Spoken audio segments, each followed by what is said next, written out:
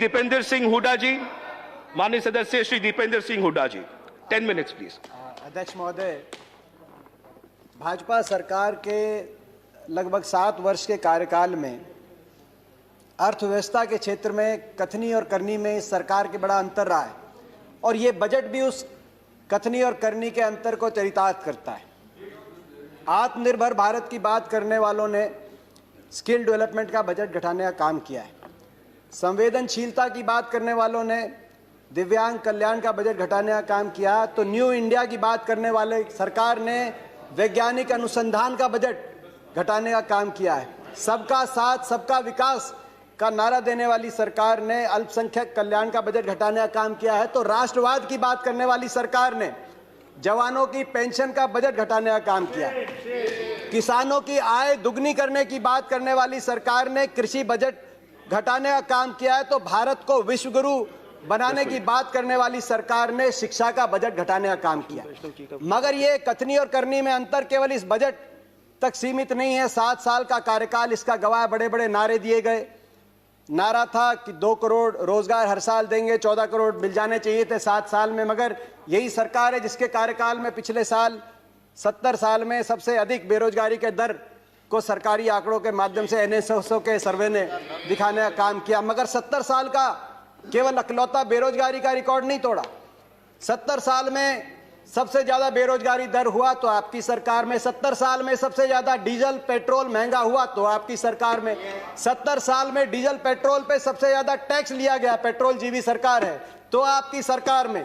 70 साल में रुपया डॉलर के मुकाबले में सबसे नीचे गिरा, सबसे रुपया सस्ता हुआ तो आपकी सरकार में। 70 साल में एनपीए के माध्यम से बैंक का कर्जा सबसे ज्यादा डूबा गया तो आपकी सरकार में। और 70 साल में गरीब अमीर के बीच में अंतर सबसे ज्यादा बढ़ा तो आपकी सरकार में। 1% सबसे अमीर व्यक्तियों के पास 73% संपत्ति। केवल कोरोना काल में 11 सबसे अमीर जो हिंदुस्तानी हैं उनकी संपत्ति में 13 लाख करोड़ का इजाफा। जो एमएसपी की हम मांग कर रहे हैं, एमएसपी को लागू करने में विशेषज्ञों का आकलन है, हरीश दामोदरन का एक लेख आया है कि वो केवल 1.5 से 2 लाख में, क्योंकि जितने खरीदा जाएगा कुछ बेचा भी जाएगा, 1.5 से 2 लाख के घाटे में एमएसपी पूरी तरीके से लागू की जा सकती है। अगर ये 13 लाख जो केवल कोरोना के टाइम में 11 सबसे अमीर हिंदुस्तानियों की संपत्ति में इजाफा हुआ, उसी पे आप टैक्स लगा दें तो जो किसान का एमएसपी का उसका पूरा कराने का काम आप कर सकते हैं। मैं कृषि पे आऊंगा। उम्मीद थी कि ये बजट किसानों को समर्पित होगा, क्योंकि जब आपकी अर्थव्यवस्था डगमगा गई थी कोरोना में तो किसान अपने हल को लेकर निकला था, ट्रैक्टर का स्टीयरिंग पकड़ के निकला था और अर्थव्यवस्था को बचाने का काम किया था। उस समय आपकी भोजन की व्यवस्था अबाधित किसान ने देने का काम किया था। लेकिन कृषि बजट को ही आपने घटा दिया 8.5%। कृषि कानून पे बड़ी चर्चा हुई। ये कहा गया कि आंदोलन के बारे में बात करिए, इन कानूनों में काला क्या है ये हमें नहीं बताया गया। मैं 2-3 बातें उसमें भी बताना चाहता हूं, काला क्या है। आपने कहा 11 राउंड बातचीत की हुई, किसान संगठनों ने कुछ काला नहीं बताया। नजरिए का फर्क है। आप इसको बड़े व्यवसायी के प्रॉफिट मार्जिन के नजरिए से देखते हैं या आप इसको किसान के जीवन मरण जीविका के नजरिए से देखते हैं। कहा गया कि बिन मांगे दिया गया, और बिन मांगे बहुत से कानून दिए गए थे। बाल कानून बिन मांगे दिया गया था, दहेज कानून, ट्रिपल तलाक बिन मांगे, कई बार अच्छे कानून बिन मांगे भी दिए जाते हैं। फर्क है उनमें और इसमें फर्क है। उनमें जिस वर्ग के लिए दिया गया वो वर्ग संघर्ष और आंदोलन के रास्ते पे नहीं आया। बाल कानून लागू हुआ तो दिल्ली को बच्चों ने नहीं घेरा बाल कानून वापस लिया जाए। दहेज का कानून आया तो महिलाएं धरने पे नहीं बैठी कि हमें दहेज देना है। मगर यहां जिस वर्ग के लिए आपने दिया वो वर्ग आज आपके दरवाजे पे आया, दिल्ली के आसपास लाखों की तादाद में बैठा है। आपने कहा मंडियां, अनुराग जी ने कहा मंडियां खत्म नहीं हुई। सही बात है, मंडी इसमें कोई प्रावधान नहीं मंडी समाप्त करने का। 2 मंडियां बन गई हैं, एक निजी मंडी जिसमें टैक्स नहीं लगेगा और एक सरकारी मंडी जिसमें टैक्स लगता है। 2 मंडी, एक देश एक विधान, एक देश एक संविधान, एक देश एक निशान, एक देश एक चुनाव, एक देश एक मार्केट। तो एक देश 2 मंडियां क्यों? किसान ही क्यों मिला आपको? एक मंडी। और ये जो टैक्स आप कह रहे टैक्स मुक्त कर दिया, टैक्स कौन देता है? खरीदार देता है इन मंडियों में टैक्स, किसान नहीं देता। पंजाब में 6.5%, हरियाणा में 4% और सरकार को देता है। हरियाणा पंजाब का ग्रामीण इंफ्रास्ट्रक्चर अच्छा क्यों है? हर गांव में अच्छी सड़कें क्यों हैं? क्योंकि ये जो टैक्स जाता है ग्रामीण इंफ्रास्ट्रक्चर और इन मंडियों के और किसानों के विकास के लिए इस टैक्स का इस्तेमाल होता है, इसीलिए आज पंजाब हरियाणा सबसे आगे। फिर बात आई कि एमएसपी खत्म। प्रधानमंत्री जी ने कहा एमएसपी थी, है और रहेगी। ठाकुर जी ने भी कहा कि कोई है किसमें दम जो बताए कि एमएसपी चली जाएगी। सही बात है, एमएसपी थी, है और रहेगी, मगर क्या एमएसपी सभी किसानों को मिलेगी और सभी फसलों पे मिलेगी? प्रश्न इस बात का उठता है। आप में दम है खड़े होकर आप कह दें कि एमएसपी मिलेगी हर किसान को देश में? आज भी शांता कुमार कमेटी बताती है कि मात्र 6% से 16% तक किसानों को एमएसपी मिलती है। बाकी देश में बहुत से ऐसे प्रदेश है जहां पे एमएसपी नहीं मिलती। आपको चाहिए तो यह था जो पंजाब हरियाणा पश्चिमी उत्तर प्रदेश में एमएसपी मिलती है वही एमएसपी बिहार में मिले, जहां धान 800 रुपए 1000 रुपए में जा रहा है, 1800 रुपए में हमारे यहां धान मिल रहा है। आपको चाहिए था कि इसको वहां पे लेके जाएं, मगर आप वहां के किसान को की परिस्थिति हमारे यहाँ की करने की बजाय हरियाणा पंजाब के किसान की परिस्थिति उस तरह की करने की तरफ लेके जाएं। प्राइवेट की बात करी कि आप प्राइवेट का खिलाफत कर रहे हैं। प्राइवेट की खिलाफत नहीं कर रहे, प्राइवेट आए, मगर मंडी के अंदर आने से किसने रोका प्राइवेट को? प्राइवेट मंडी के अंदर आए और एमएसपी से ज्यादा में खरीदे। कह रहे हैं बाहर भाव ज्यादा मिलेगा, विकल्प होगा, बाहर ज्यादा मिलेगा, बाहर ज्यादा भाव मिलेगा प्राइवेट में। तो आपको यह कानून बनाने में क्यों आपत्ति है कि अगर एमएसपी से कम का कोई कॉन्ट्रैक्ट होगा तो वो कानूनी बाध्य, उस पर बाध्य होगा।